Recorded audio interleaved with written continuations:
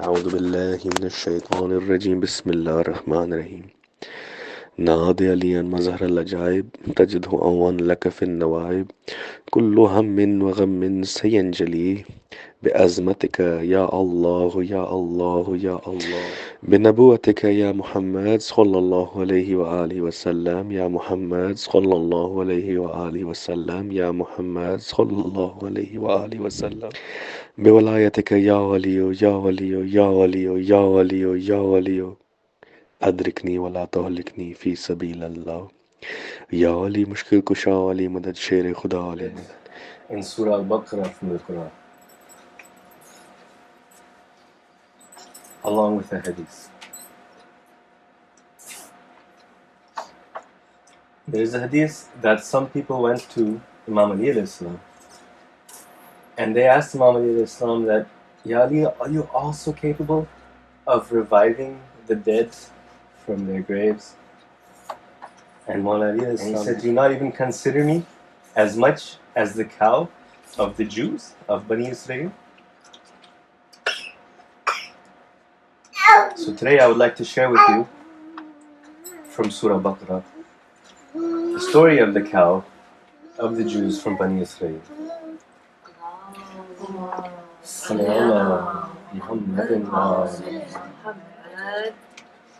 In the time of Musa alayhi salam, there was a group of Jewish people of a higher position, and they had an issue amongst themselves that somebody of high position has been murdered, and they were not able to figure out who murdered this individual. The issue was so big that they had to go to Musa alayhi salam, and they said that you're the Prophet of God, you tell us who murdered this man, or how can we find out? So they asked Musa alayhi salam to go and ask Allah, because Musa alayhi salam is in contact with Allah and they know that. So Musa alayhi salam said okay, and he went up to the mountain, Sinai, and he asked about the situation. Then Musa alayhi salam came back and told the Jews that they should slaughter a cow. The Jews got upset. And this is what is written in the Quran, translated to English, is the Jews got upset and they said, do you mock us? You're making jokes with us? And Musa alayhi salam responded something very nice I'd like to share with you in Arabic.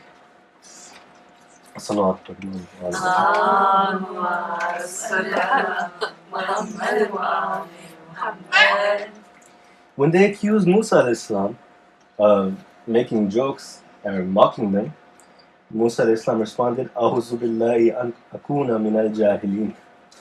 Oh Lord, I seek refuge from you and not associating with these ignorant people. Then the Jews, they said to Musa alayhi salam, go ask your Lord, what kind of cow should it be that we should slaughter? So Musa alayhi salam took the traveling up the mountain again and asked. Jews, they're asking what kind of cow. Then Mawla sent Musa alayhi salam back, and he told Musa alayhi salam that the cow should not be too young and not too old. Musa alayhi salam told this information to the Jews. Then the Jews, they asked again, yeah, okay, but what kind? And this cow, it belonged to a young boy. This young boy was living with his mother, and they had this cow, and they weren't very wealthy. So Jibreel alayhi salam came, and he went to this young boy, and he said, are you selling your cow? And the boy said, no, we're actually not selling it. And Jibreel alayhi salam said, if you were to sell the cow, how much would you sell it for? Because the Jews of high rank are coming, and they're going to buy the cow at any cost. So if you were to sell it, what price? And the boy said, I don't know, I'll ask my mom, I'll look. And then they talked, and they said, yeah, we don't ask for much, just a few gold pieces should suffice. Then Jibreel alayhi salam said, no, I will tell you the price. Sallallahu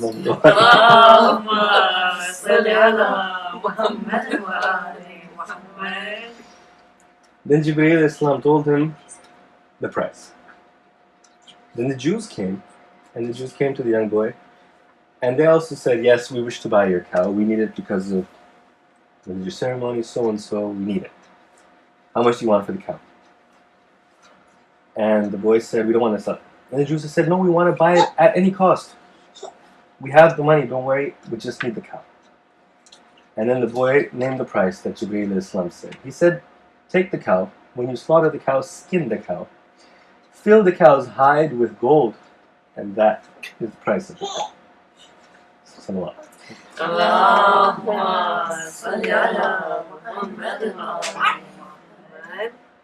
The history books tell us that this boy, he used to read the salawat in his free time, in his alone time. And he was then blessed by Allah through this as reward for his. So the Jews, they took the cow and they slaughtered the cow. And with the leg piece of the cow, they hit the dead body. And the dead body got up. And they were in shock. He came back to life. And they asked the man who killed you. And the guy told them, and the problem was resolved. So as you saw, even in helping the Jews were always unthankful. They knew God exists, they believe in the law of God, but still unthankful throughout the whole process. And when they had their solution, even then, they knew it's true, but they did not accept it from their heart. They only used it for their own benefit. Now we come back to the hadith. Mawla Ali Islam said, you don't even consider me as much as the cow of Bani Israeel. So Mawla Ali Islam said, go. Even Salman can awaken the dead. Salawat.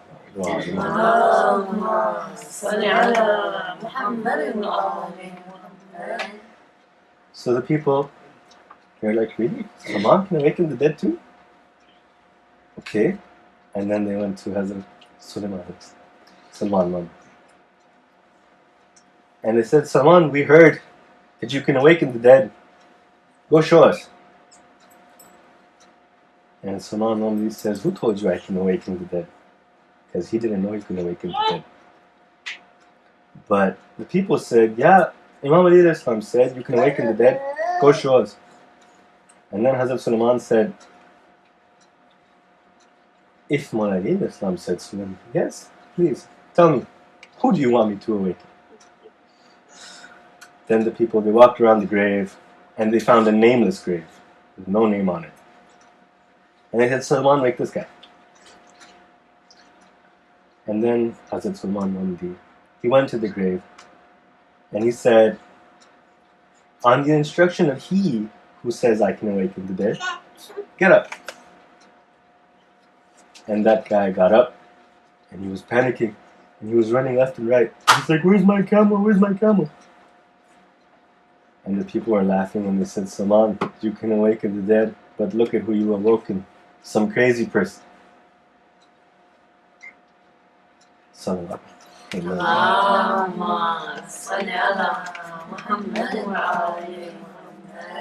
Hazrat Sulaiman explained to them, well, I did not awaken a crazy person.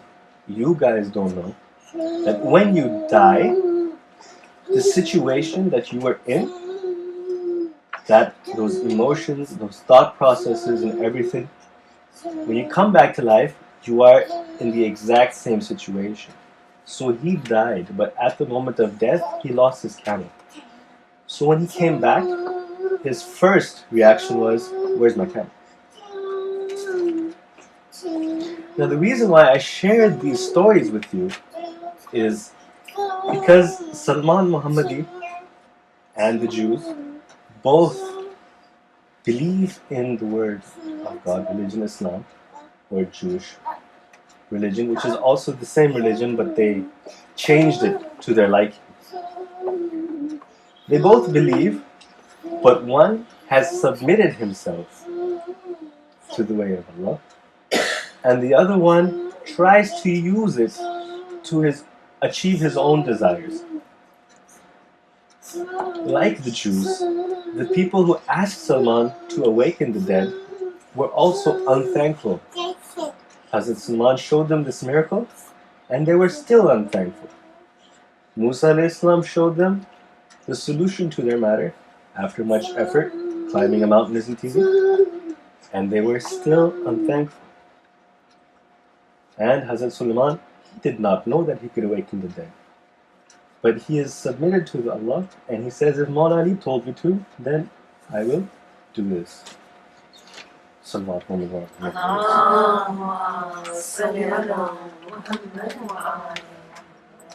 So it's not about what we want or it's about what we should. I also wanted to share with you who Musa a.s. spoke to on the mountain when he went up the mountain again and again and again. As most of you know, Musa a.s. spoke to, as shown in movies and in scriptures, a burning bush.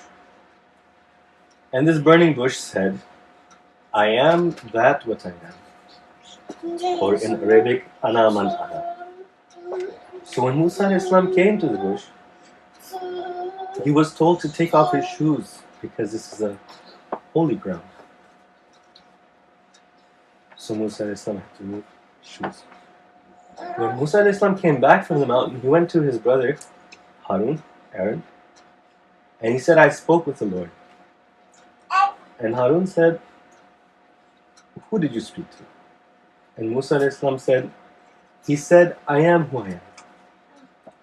And then Harun a.s. said, that is the highest Lord, the greatest Lord, the most powerful. Sallallahu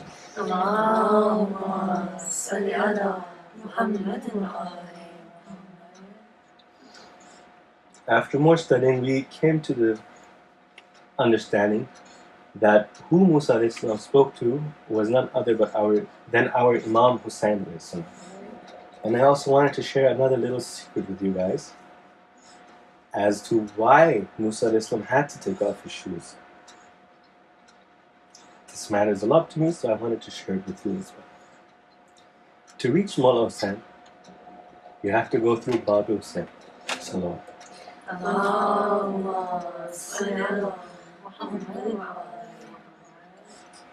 As to reach Prophet Muhammad, you have to go through Bab Muhammad, should be Mawla Ali. To reach Mawla Hussain, you have to go through Bab Hussain. And Bab Hussain is Mawla Abbas. Some of you may not understand why I'm having such a difficult time sharing this with you. To understand Mawla Abbas, being a Masoom is a requirement, and we are not Masoom. There is another hadith that some people were talking around Imam Zayd al-Abidin, and every time Mawla Abbas's name was mentioned, Imam Zayd al-Abidin would stand up, and the guy would test him.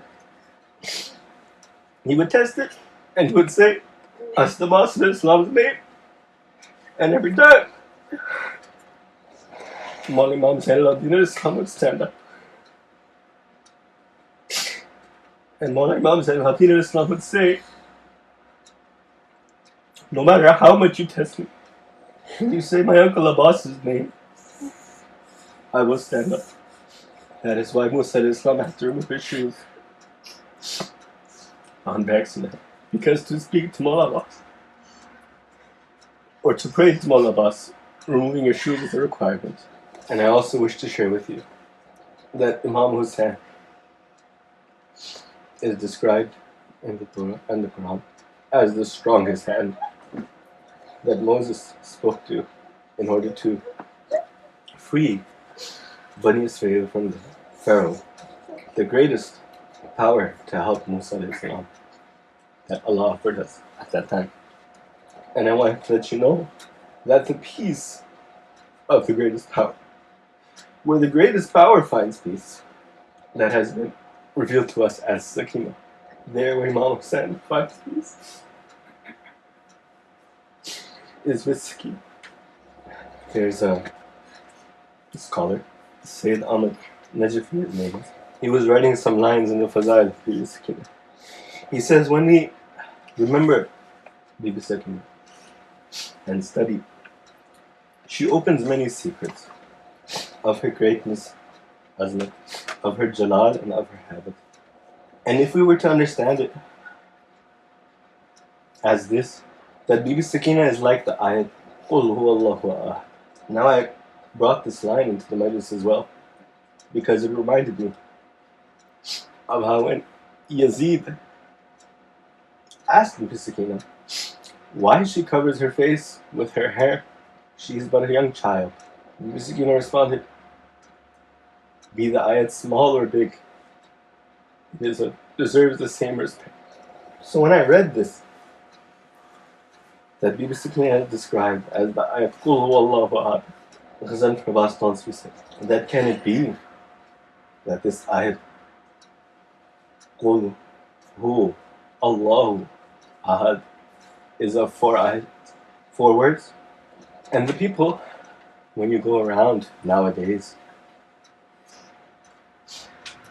you see that they have these black little bags around their neck, like a necklace. And when you ask them what's in it, they will tell you it's the Quran.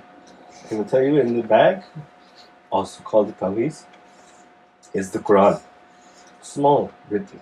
So I wonder if Mullah Hussein's Tawiz, Qul huwallahu ahad, who he placed on his chest at all times to rest. I wanted to share these things with you. Alhamdulillah, I got the opportunity to do so. However, today is the topic of Muhammad Mustafa's sallallahu alayhi wa sallam and Mullah Hassan Muslim.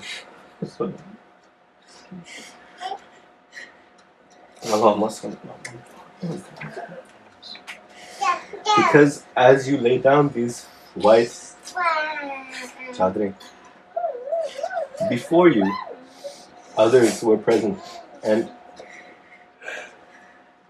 they didn't come here entirely to listen about the Jews. They came more for the Masahib of Muhammad Mustafa sallallahu alaihi wasallam and Mullah Hassan Mujtaba. So now I will share with you of those days of Mullah Hassan alayhi salam. Mullah Hassan alayhi salam was the Khalif at the time, and he gave away his Khilafat, worldly Khilafat, to Muawiyah upon certain agreements. Muawiyah did not hold his end of the agreement, but Mullah Hassan alayhi salam did. Even so, they tried to remove Mullah Hassan alayhi salam from this world. They tried using a poison,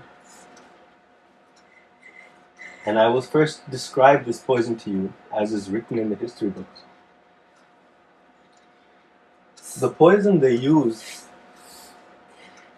the books say that if you were to mix this poison with water and put it on dry dirt, the insects and other small animals living within the dirt will come crawling out and shaking. They say if you were to pour this poison into the river, the fishes, they would hop out of the river and shake on the beach of the river. They say if a drop of this poison were to land on a cow's head, instead of milk, blood would be milked from the cow. Now Muawiyah had this tricky method that he tried to convince Mullah Hassan's wife to poison Imam Hassan al-Islam. Imam Jafri Sadiq al-Islam tells us that there is no difference between how Hazrat Muhammad Mustafa sallallahu alayhi wa sallam and Imam Hassan al-Islam left this world. Somalia gave this poison to Mullah Hassan al-Islam's wife, Joda. Joda is also the daughter of Ashis, for those of you who know who Ashis is. And Joda was promised that she could marry Yazid if she fulfills this agreement. Now, some people have the excuse, oh, I had a blackout, it was my mistake, I wasn't paying attention, or other excuse. But this poison was given to Mullah Hassan al-Islam more than 70 times, over a time span of 40 days. So you can't excuse this by saying it was a mistake or a blackout. This was done with great effort. When Mullah Hassan al-Islam was reaching the end of his stay with us in this world in a visible form, the books tell us he went to Hazrat Imam al-Mustafa sallallahu alayhi wa sallam's grave. And he said, grandfather, my time is coming. Will I find a place to rest? By you. And Rasulullah said, my son, you are welcome to come to me, but will the Muslims let you? And in this condition, Mullah Hassan al-Islam went to Jannat al-Baqi, to his mother's grave, and said, mother, can I find rest by you? If I don't find rest by your grandfather Muhammad sallallahu alayhi wa sallam, said, of course, Mullah Hassan al-Islam was reaching his limits, coughing up blood, chunks of liver inside. And he told Farwa to collect these pieces of liver, and she collected them. And Farwa placed Mullah Qasim, at the time visibly 3 years old, to rest on Mullah Hassan's chest during Mullah Hassan's difficult times. And Mullah Qasim said, mother, where do you lay me to rest? On this hot sand? How should I rest here? And Farwa said, no, this is your father's chest. And Mullah Hassan said to Mullah Qasim, Qasim, you should go to Bibi Zainab and inform her. And it is very difficult for a sister to witness their brother's death. So Farwa ripped Mullah Qasim's collar and put dirt in his hair. And Mullah Qasim went at the visibly age of 3 to Bibi Zainab's door. And Bibi Fiza opened the door. And Bibi Fiza said, oh child, the Sayyidah, they have just waken up. Come back after Fajr if you need something. And Mullah Qasim said, do you not recognize me? And Bibi Fiza said, oh Qasim Amir, what has happened? And Mullah Qasim said, I'm becoming Qasim Yati. So Bibi Zainab rushed to Mullah Hassan. And Bibi Farwa, who was collecting the pieces of liver in her hands, hid them as to not cause Bibi Zainab more pain. And Bibi Zainab said, don't hide it from me. Give it to me. In the current situation, Mullah Hassan asked, where is Hussein? And Mullah Hussein responded. Mullah Hassan was resting his head on Mullah Hussein's chest. I am here, brother. Then Mullah Hassan asked, where is Zainab? And Mullah Hussein responded, Zainab is holding your left hand. And Mullah Hassan asked, where is Farwa? And Mullah Hussein responded, Farwa is holding your right hand. Then Mullah Hassan opened his eyes and asked, where is Abbas? Hazrat Abbas wasn't in the room. He was outside the room, walking back and forth. I am alive, and my brother has come into this state. So Mullah Hassan called Mullah Abbas and put Mullah Abbas's hand in Mullah Hussain's hand and said, Ya Hussain, I am entrusting my brother Abbas to you. He is the dua of Bibi Fatma Zahra. She prepared his clothes with her own hands. And in Mullah Abbas's other hand, Mullah Hassan put Bibi Farwa and Bibi Zainab's chadar and said, Abbas, I am entrusting these to you. as long as you are alive. Then Mullah Hassan Islam passed away, and they prepared the ghusl and the shroud of Mullah Hassan Islam. And they were bringing Mullah Hassan Islam to janazah to Prophet Muhammad sallallahu alaihi wasallam. And then the Aisha came and she said, "You can't bury him here. This is my house, and I'm not letting people I don't like be buried here." And Mullah Hassan responded, he wishes to be buried by his grandfather. But Aisha denied. And Aisha started firing arrows herself and said, "If you won't go away, I'll make you go away." But Aisha wasn't alone.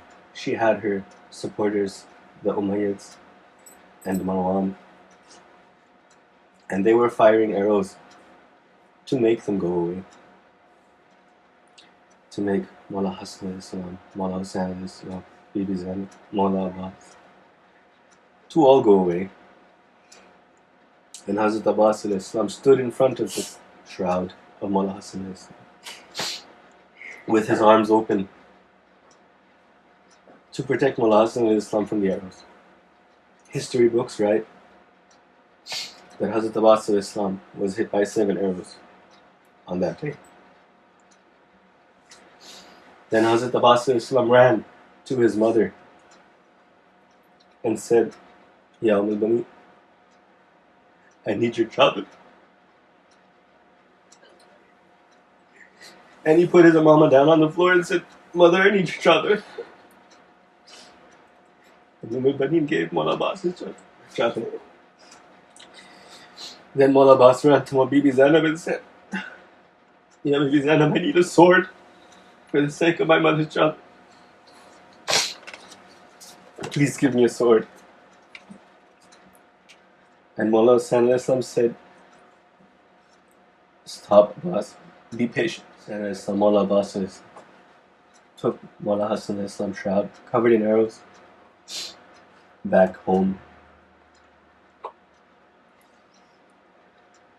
And the sisters were removing the arrows through the shroud and cleaning the wounds again and removing the shroud. And Mullah Hassan said, "Bring a new shroud.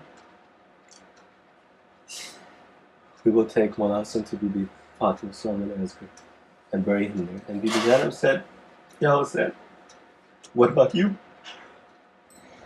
And Mullah Hassan said, "A shroud is needed for those who will receive ghusl, who will have people there to bury them. I have no need for a shroud."